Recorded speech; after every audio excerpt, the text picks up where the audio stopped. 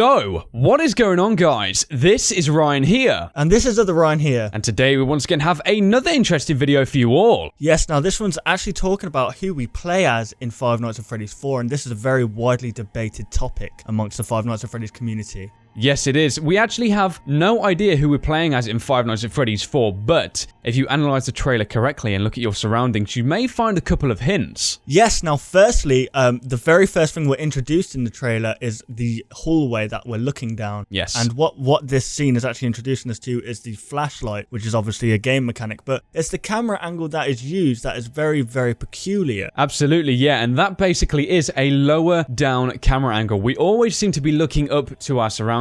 We're rarely on the same level, and I suppose something really interesting as well is when you're in the bedroom, if you look at the perspective, we're kind of looking up towards everything else, and you can see that the light source is definitely shining at an upwards angle. There's more light casting on the floor than there is the ceiling, meaning this guy must be a little bit smaller. Definitely, yes, and we know this player, the player that we're playing as, to be a child due to the actual surroundings we're in inside the bedroom. There's toys scattered across the floor, and I don't think an adult will have toys like this scattered across their bedroom floor. Absolutely not. And genuinely, when we actually see games and things like this, the surroundings will represent the character we play as, and more specifically, I think that these toys definitely represent the person we're playing as due to the fact we can't actually see his identity, so Scott may be trying to push the fact we are in fact playing as a younger person in this house. Yes, now more specifically, you may be thinking, okay, we're playing as a young child, but where does this actually fit into the timeline? Well, if you remember Green Shirts, Blue Jeans guy, yes, he was he's a guy that's shown up in all the games, but doesn't really play a significant role. And if we're to look at this left drawer in the bedroom, we can actually see a green shirt hanging out one of the drawers. Absolutely, yeah, which once again is going back to the same character we've seen in a lot of the drawings throughout the Five Nights at Freddy's franchise, and it really does leave the possibility of, could we actually be playing as the green shirt, blue jeans character? And I think the more important question then lies as to who he actually is and why we would be playing as him. Okay, so we figured out who we might be playing as, a child, green shirt, blue jeans guy, but where does he fit into the storyline? Now, if you actually look at the toys inside the bedroom, it purges a lot of ideas to who we may actually be the son of. Yes, and that is actually the purple guy. And the main theory behind this is actually the very prominent purple fan sat on the left drawer, and also the purple badged robot in the bottom right-hand corner next to the other drawer. Yes, so what we're actually suggesting here is that we are the son of the purple guy, and the fact that we don't see any adults in the house is because this guy is actually doing a night shift at Freddy Fazbear's Pizza at this time. Yes, and this is where things get very interesting, because I think a lot of people may be starting to ask the question after a couple of days of seeing this teaser that, why is it that there seems to be a child left on his own throughout the middle of the night? There seems to be absolutely nobody within this house. It seems a very uncoincidental scenario. You'd never see this in real life, and if you did, it would definitely not be something that would be reputable. Now, as Ryan said before, could the fact that this house is completely empty all boil down to the fact that the purple guy is actually working at the Freddy Fazbear's Pizza establishment, and the child is left all on his own in this house? Yes, and this would also explain what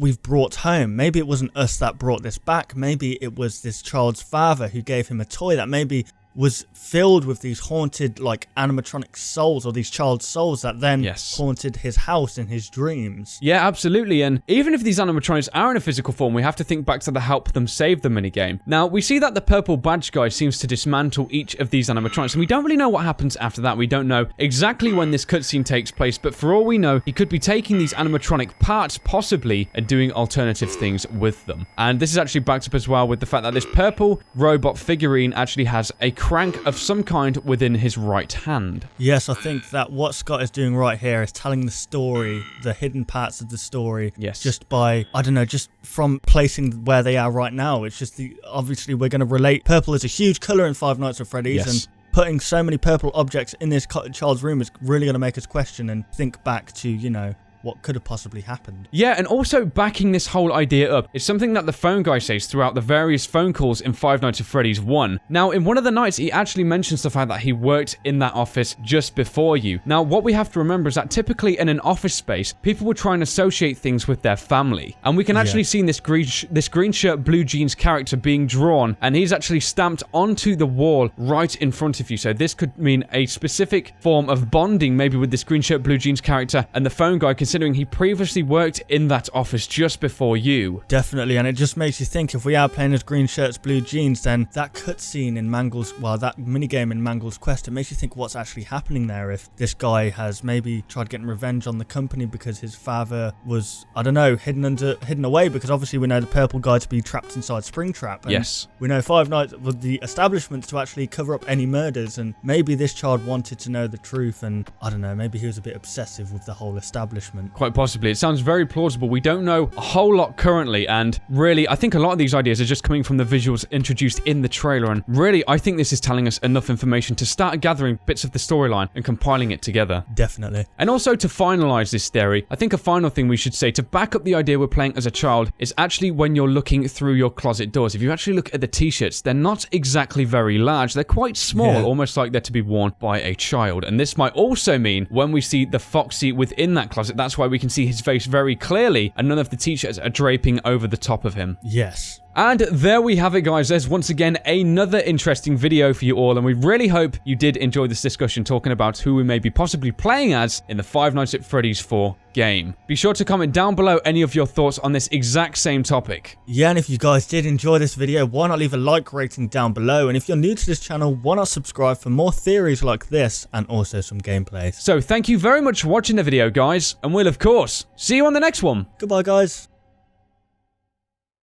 Want to see even more content from us? Consider liking and subscribing to ensure you'll see all content in the foreseeable future. And hey, why not check out our past 2 videos?